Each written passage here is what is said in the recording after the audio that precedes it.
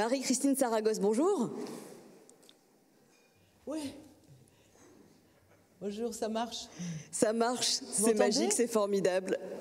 Vous êtes en direct de la rédaction de France 24, c'est bien ça? Okay. Oui, voilà.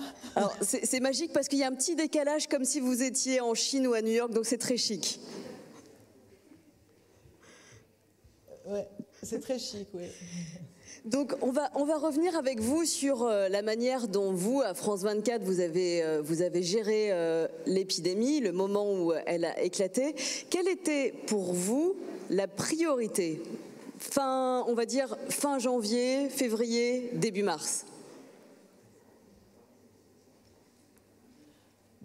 Très vite, en effet. En février, on a commencé à surtout protéger les salariés, les équipes, les journalistes. On a commencé nos premières quatorzaines dès le mois de février pour les équipes qui rentraient d'Iran. La gravité de la situation ne nous a pas vraiment échappé parce qu'on suivait la Chine depuis le début. Et donc, c'était ça, c'était d'abord protéger tout le monde pour pouvoir continuer à accomplir nos missions.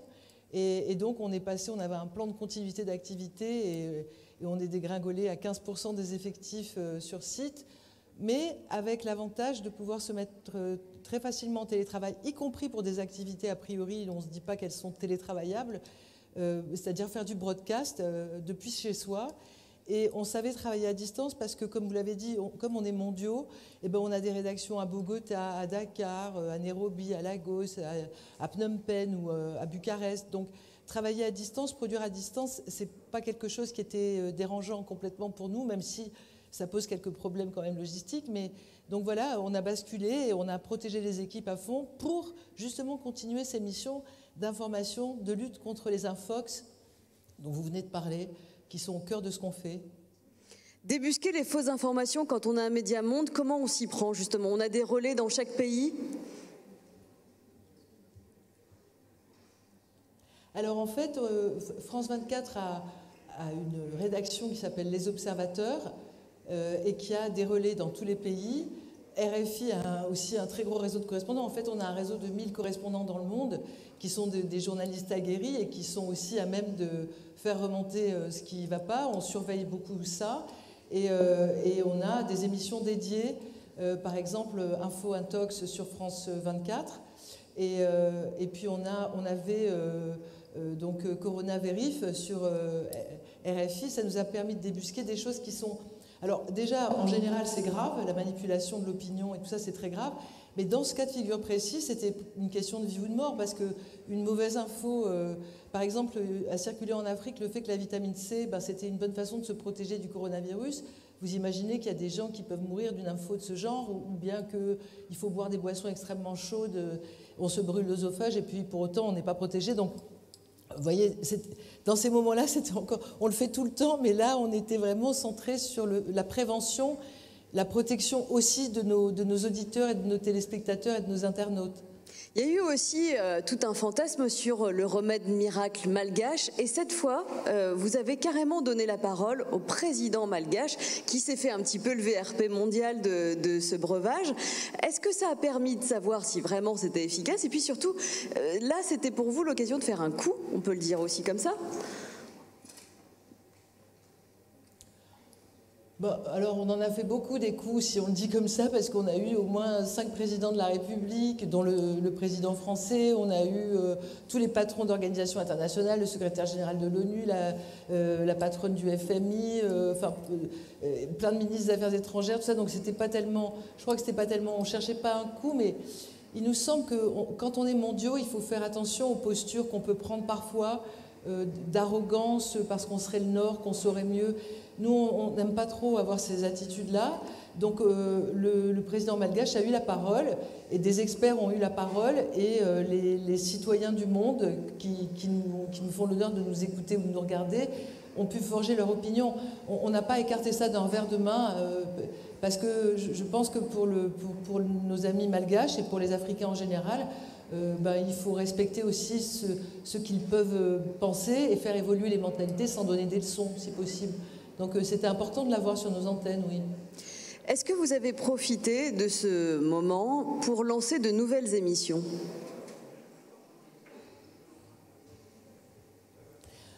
Alors oui, ça c'est... Ce que j'ai trouvé... Je ne sais pas si j'ai le droit, c'était quand même une période difficile, mais ce que j'ai trouvé fort, c'est la créativité justement qui a déclenché ce moment qui nous a d'abord sidérés. Et bien sûr, on a fait des choses en matière d'information, prévention, avec une information experte et très pratique en même temps pour répondre aux questions. Parce qu'on ne se rend pas compte, en France, on a pléthore de médias de grande qualité, mais il y a des endroits sur la planète où les médias libres, c'est pas si répandu, les médias experts, pas forcément. Donc on a vraiment mis l'accent là-dessus. On a inventé des nouveaux modules, des nouvelles façons de faire. Et ce que j'ai aimé aussi, c'est qu'on a réinventé des émissions qui existaient, mais depuis la cuisine ou le salon. Et que j'ai aimé ce que ça a créé. On l'a vu sur Facebook. Les téléspectateurs ou auditeurs, ils se rendaient compte qu'on était comme eux, qu'on pouvait galérer aussi, mais qu'on continuait à faire notre mission. Ça crée de la confiance, beaucoup d'interactivité. Et donc, c'était important de se réinventer depuis notre salon ou notre cuisine. On a mis l'accent aussi sur l'éducatif, c'est-à-dire l'accompagnement pour les enfants. Il y avait plein d'enfants dans le monde entier qui n'avaient plus accès à l'école. Alors on a fait l'école à la radio, on a fait des modules éducatifs aussi sur France 24, mais l'école à la radio, tout d'un coup, on avait des auditeurs qui avaient entre 8 et 12 ans qui nous appelaient, c'était, je sais pas, exaltant. Et on ne va pas lâcher cette affaire-là, on va continuer à essayer de toucher ce public, y compris en matière d'éducation aux médias, parce que c'est là que ça commence. Pour être des citoyens libres, pas se laisser manipuler, il faut aller toucher ce public-là. Donc, et aussi, moi ce que j'ai aimé, c'est qu'on n'a pas lâché par exemple la culture, parce qu'il fallait qu'on respire tous à l'échelle de la planète, pandémie mondiale, médias mondiaux, il fallait qu'on respire tous ensemble, et donc la culture, c'est un bon moyen de respirer. Donc on a plein d'émissions culturelles qui ont continué, on a marqué les festivals qui n'avaient pas lieu, pour que les gens les oublient pas, que dans le calendrier, il y avait le festival de Cannes, le festival d'Avignon. Comment vous faisiez pour traiter d'un festival qui n'existait pas, qui n'avait pas lieu? On a fait notre festival, c'est-à-dire qu'on est allé puiser dans les archives, on est allé puiser dans nos archives. On a raconté, nos journalistes ont raconté leur festival, leurs meilleurs moments. On a eu des gens qui avaient eu des prix qui sont venus parler par Teams, enfin, je veux dire... il y avait beaucoup de créativité. Je pense que vraiment ça a déclenché une envie de ne pas se laisser dominer par ce virus et tout ce qui se passait. On a continué vaille que vaille. Ici, mais toutes nos rédactions, depuis Bogota, Bucarest, partout, à Dakar, ça a bossé vraiment pendant tout le temps, quoi. Et on continue évidemment, parce que là on est dans une période un peu bizarre où... le provisoire dure, donc il faut continuer sans cesse à s'adapter et à tenir la route et à tenir la distance. Je reviens dessus parce que sans doute par humilité vous vous êtes pas étendu trop tout à l'heure, mais c'est vrai que sur France 24 on a pu voir Ursula von der Leyen qui ne s'exprimait nulle part ailleurs, en tout cas pas dans les médias français hexagonaux. Vous avez eu le secrétaire général de l'ONU, vous avez eu des ministres des Affaires étrangères, aussi bien le coréen que d'autres nationalités. Donc vraiment vous avez été au carrefour de plusieurs nations. Est-ce que pour autant c'était pas trop institutionnel? Est-ce qu'ils vous ont dit des choses?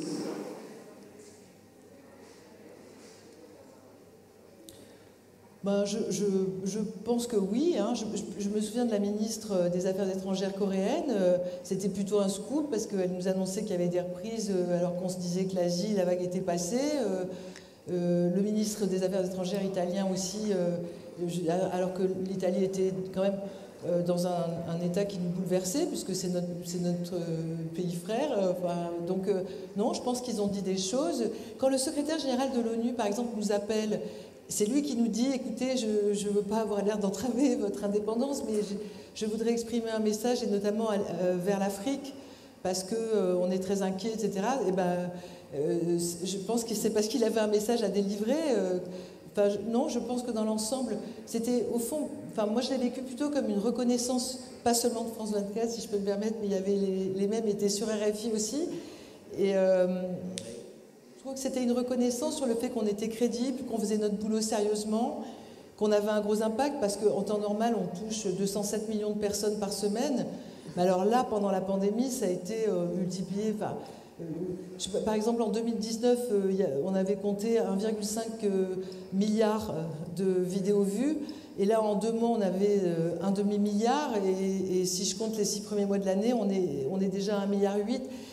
Moi, je pensais que c'était un retour sur la reconnaissance de ce qu'on fait et notre crédibilité, au fond. Effectivement. Pas forcément ainsi. Ils ont dit des choses. Ouais, l'impact est impressionnant. Je reviens vers l'endroit d'où vous nous parlez, parce que c'est formidable. Vous êtes au sein de la rédaction. On voit que la distanciation sociale est parfaitement respectée. Est-ce que vous êtes encore organisé en mode Covid pour les reportages, par exemple? Oui. Donc, pour les reportages, absolument. Et on a même, je dirais, passé au cran supérieur en disant que, par exemple, quand on est au palais de justice, qu'on suit Charlie Hebdo, dans le palais de justice, le masque est obligatoire. Si on fait un duplex, on garde le masque. Alors, en studio, il y a des règles hyper strictes, par exemple. Donc, moi, là, je ne l'ai pas, mais je suis en vérité très isolée. Vous ne le voyez pas, mais je suis très, très isolée. Et je l'ai juste à côté de moi sur un petit plateau désinfecté. Oui, je vous ai dit, on a basculé en plan de continuité d'activité en mars. On était à 15% des effectifs sur place. Aujourd'hui, on a bien sûr remonté, mais on est en phase de retour progressif à la normale, mais pas en phase normale. Tous les gens qui peuvent être en télétravail, ils sont en télétravail, mais ils viennent 1 jour par semaine parce qu'il faut garder le lien avec le collectif. Dans les activités critiques broadcast, il y a plus de gens. On a restauré quand même nos grilles.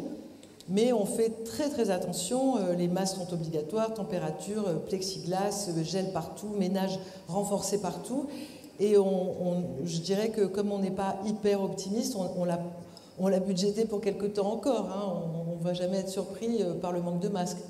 Je me tourne un instant vers le public des Assises du journalisme. Si vous avez une question pour Marie-Christine Saragosse, c'est vraiment le moment. Vous avez le pupitre en verre là qui vous attend, donc vraiment n'hésitez pas.